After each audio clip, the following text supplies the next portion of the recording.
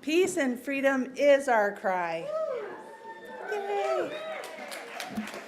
Peace and freedom is our cry and our call. We are called by the wind, the rushing water, the summer sun. We are called by the spirit of love and hope. We are called by the divine light inside each of us. I give thanks for you and you and you and you. Oh, is that it? Oh, sorry. Okay. Thanks to you, Inspirational Sounds Choir. And you, Zoom friends, and you, young ones, thank you all for being here. I give thanks for everyone who fathers the young people in their lives. Happy Father's Day. And I give thanks for you who took to the streets yesterday to demand freedom for all people.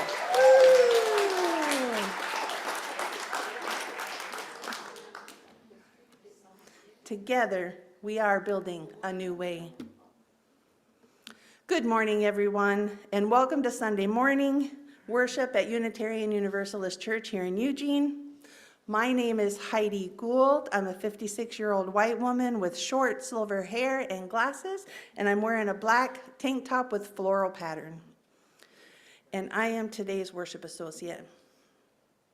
Today, we celebrate the Juneteenth holiday by lifting up the music, the poetry, and the prayers of Black and African Americans.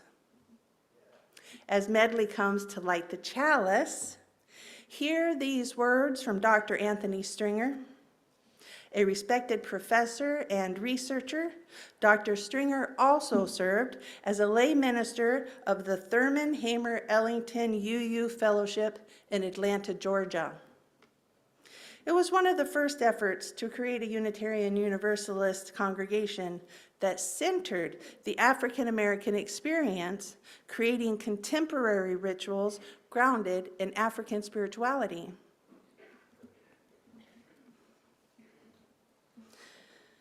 There is a spirit within nature and a spirit within me. Perceiving its presence, I am filled with joy, and I strive to be mindful. Perceiving its grandeur, I am filled with reverence, and I approach to worship. Perceiving its power, I am filled with humbleness, and I strive to be in harmony. Perceiving its beneficence, I am filled with gratitude, and I am moved to serve others. Perceiving its creativity, I am filled with awe, and I am inspired to create. Perceiving its mystery, I am filled with wonder and the passion to discover. This, then, is the spirit within nature and the nature of the spirit within me. Ashe. Good Sunday morning, everyone. I'm the Reverend Jen Youngsun Rue, and I have the honor of serving this beautiful congregation. Each week we gather and we bring our whole selves. We bring all that is troubling us. We bring that which is enlightening us. We bring all of our delight and pleasure, and we bring our deepest grief and the losses that we have felt. This is the time to put some expression behind those emotions. We have 3 stations that we call our joys and sorrows stations. And there you'll find a bowl of water and some precious rocks. I invite you, as you feel called, to go to any one of those stations, hold that stone, and pour whatever is in your heart into that stone, and then place it in the water and let that ripple out. We also have a book over there. If you want to write anything in there, I'll speak it from the pulpit. And Zoom friends, good morning. If you have joys or sorrows that you want to share, just type those into the chat and I'll read them later. Suzanne, thank you for the music today. And come forward as you feel called. O Spirit of life, O Holy One, whom we call by many names and no name. Sometimes it's hard to make sense of everything that's going on in the world. There is so much unnecessary, senseless suffering. We do this to each other, and we keep doing this to each other. And sometimes I fall into a pit of despair, and then I take one more breath, and I feel inside me the vitality of life and the vitality of divine life. And I take another breath, and I feel life. Life is in bloom everywhere. I thank you for love. I thank you for community. I thank you for the simple kindness of strangers. I thank you for persistence and resistance and the courage to move forward together. Amen.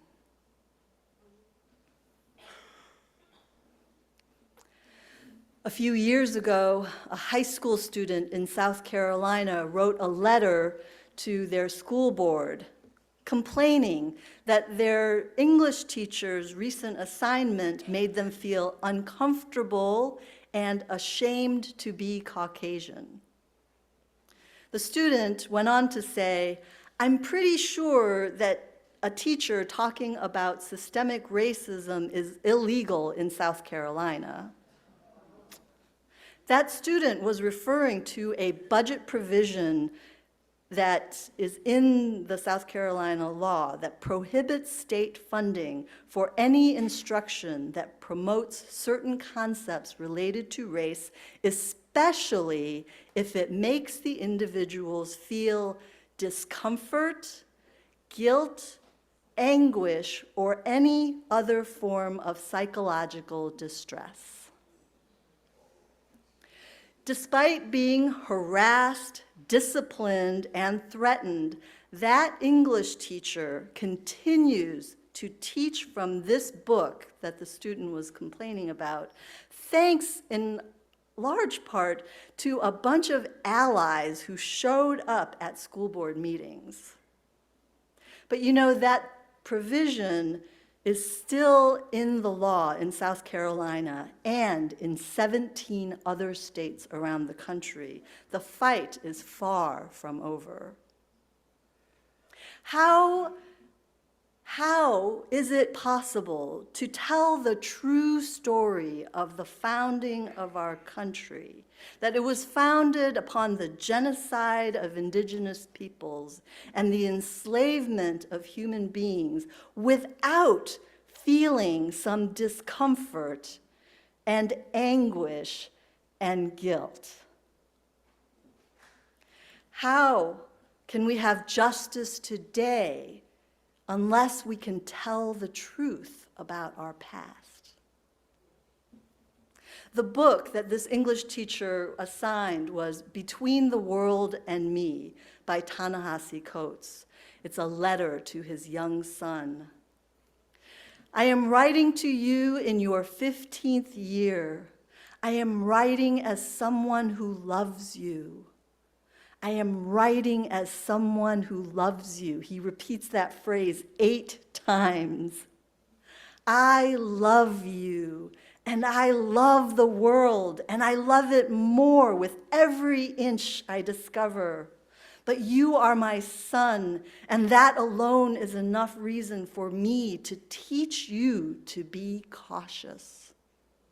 Never forget that we were enslaved in this country longer than we have been free.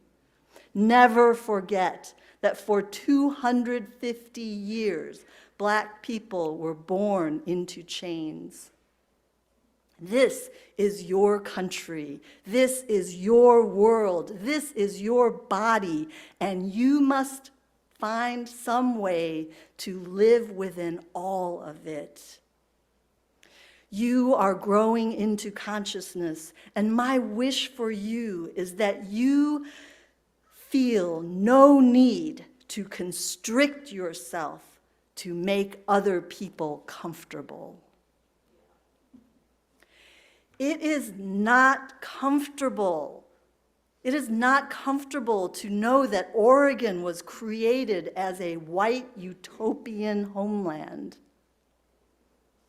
It is not comfortable to know that its founders hoped to avoid racial strife and conflict over slavery by entering the Union as the only state with a constitution forbidding Black people to live here. It is distressing to know that the original punishment for violating this law was a public whipping every 6 months until that person left the state. These laws remained on the books in some form or another until 1926 and were not formally removed from the state constitution until 2002. I think it should cause us distress, because often these feelings of discomfort can shake us up and wake us up, shake our consciousness, and open the doors to transformation. In 1788, John Newton was an ordained clergyman in the Church of England. And yet he was deeply, deeply troubled by feelings of guilt and anguish. 1788 was the height of the transatlantic slave trade, and he realized that he could no longer remain silent. He wrote a little pamphlet entitled Thoughts Upon the African Slave Trade, and in it he wrote, I am bound in conscience to take shame to myself by public confession, which, however sincere, comes too late to prevent the misery and mischief to which I formerly have been accessory. Now, I think many of you know this story of John Newton. Becoming a man of the cloth, he was a sailor on ships that transported hundreds of human beings from their homeland to be sold in a system of chattel slavery with no recognition of personal rights or freedoms. He continues, I hope it will be a subject of humiliating reflection to me that I was once an active instrument in a business at which my heart now shudders. There, for about the space of 18 months, I was, in effect, though without name, a captive and a slave myself, and was depressed to the lowest degree of human wretchedness. Possibly I should not have been so completely miserable had I lived among the natives only, but it was my lot to reside with white men. Newton, depressed and brought to the lowest degree, experienced grace and forgiveness. And he expressed that in a hymn that many of us know well. Let's sing the first 3 verses of Amazing Grace. You may remain seated for this. Claudia Rankine is a poet who describes her daily racial experiences. She captures the ordinariness and exhaustion of microaggressions, the kind of truth often unseen in dominant culture, but central to the lived experience of Black Americans. She says, "You live in a country that makes it necessary to prove your life is worth the space you take up. Racism isn't only enacted in shouts or laws, but in stares, in silence, in the need to always prove you deserve to be here." Here is an excerpt from Claudia Rankine's poem, Citizen, an American Lyric. You are in the dark, in the car, watching the black tarred street being swallowed by speed. He tells you his dean is making him hire a person of color, when there are so many great writers out there. You think maybe this is an experiment, or you are being tested, or retroactively insulted, or you have done something that communicates this is an okay conversation to be having. Why do you feel okay saying this to me? You wish the light would turn red or a police siren would go off so you could slam on the brakes, slam into the car ahead of you. As usual, you drive straight through the moment with expected backing off of what it was previously said. It is not only that confrontation is headache-producing, it is also that you have a destination that doesn't include acting like this moment isn't inhabitable, hasn't happened before. And the before isn't part of the now, as the night darkens and the time shortens between where we are and where we are going. Kathy Verzak is the director and founder of Inspirational Sounds.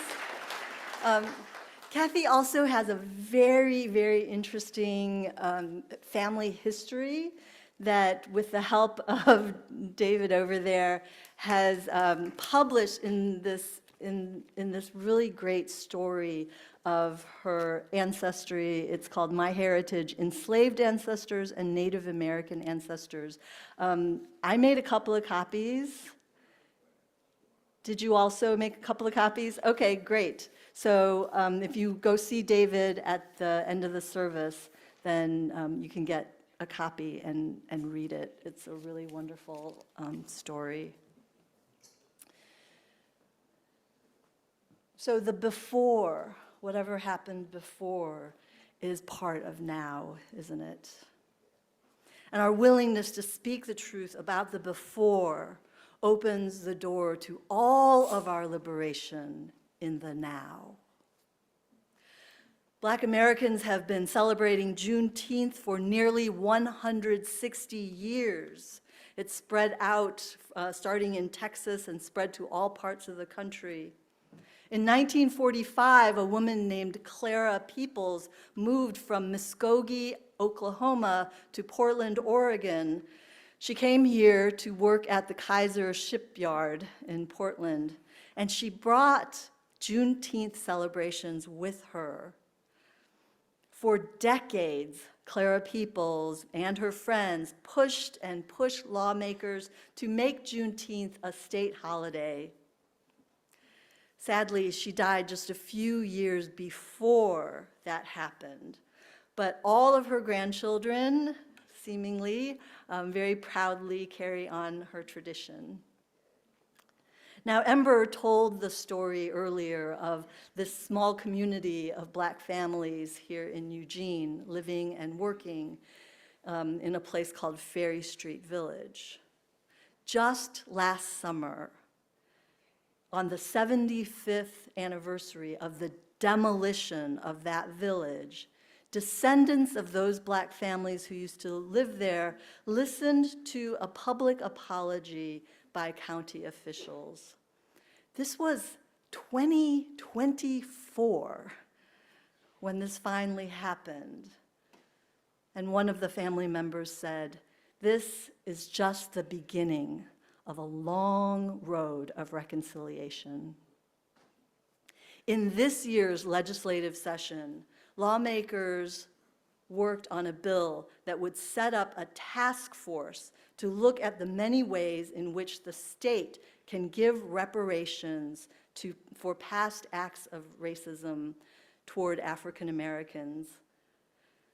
Again, the beginning of a long road.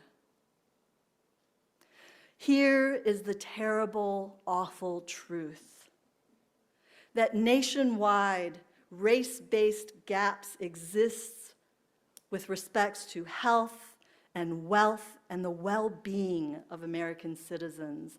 These disparities were created, yes, in the distant past, but they have been passed down generation after generation. Right here in Oregon, race is still the #1 determinant of access to health care, home ownership, graduation rates, and income. Oregon also has one of the highest rates of Black incarceration. This is a reckoning that we will be working on for a very, very long time. Juneteenth, especially in Oregon, is an opportunity for all of us to confront the truth with open hearts and open minds. It is also a time of incredible celebration and pride. You know, I always feel a little sting when people say to me, well, there aren't any people of color in Eugene. I'm like, well, we're here. We're actually here. We live here. There's a local artist named Walida Imarishi, and she wants Juneteenth to be a showcase of communities of color, showing them as active agents in their own destinies. She wants the history of Black families in Oregon not to be one of victimization, but one of strength and hope and resilience. Remember, she says to us, that there have always been Black communities in this state. That, in the face of all of the terrible laws, that is due entirely on their resilience, creativity, determination, and the community building skills of Black people.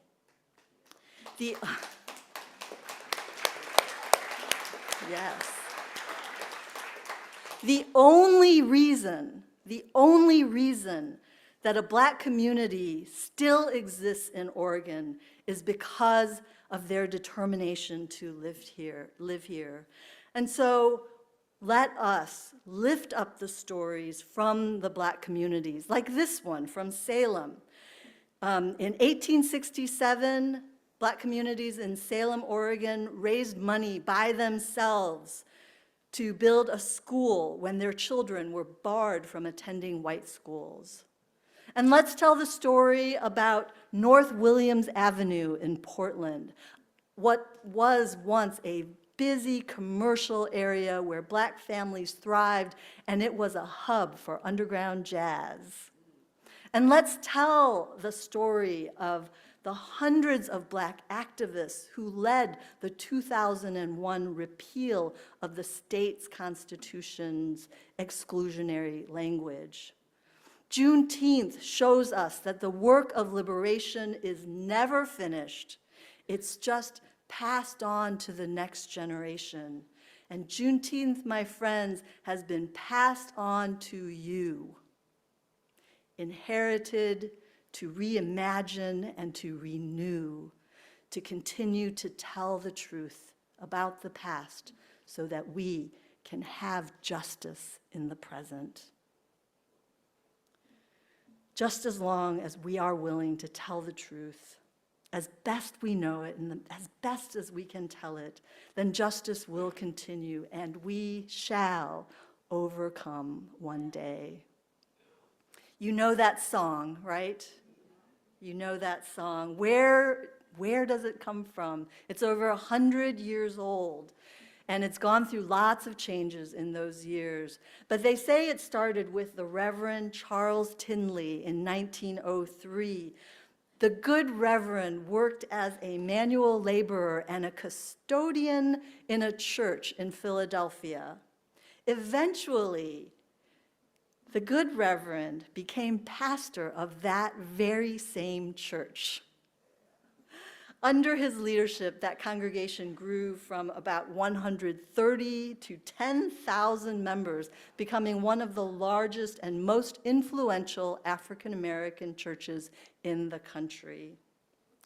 Many, many, many years later, the Highlander Folk School taught a version of this song to a large group of African American college students who came there to learn protest music in 1960. These students would then go on to stage protests all over the South. They called themselves SNCC, the Student Nonviolent Coordinating Committee. And so let us rise. Let us rise in spirit. Let us rise in body. Let us rise in celebration for Juneteenth, for Black liberation, for Black flourishing. Please rise and sing together. We extinguish this flame, but not the light of truth, the warmth of community, or the fire of commitment. These we carry in our hearts until we are together again. And as you go out into your day and into this beautiful world, may you be ever mindful that we are all related, and that when one of us is ignored or treated poorly, we all suffer.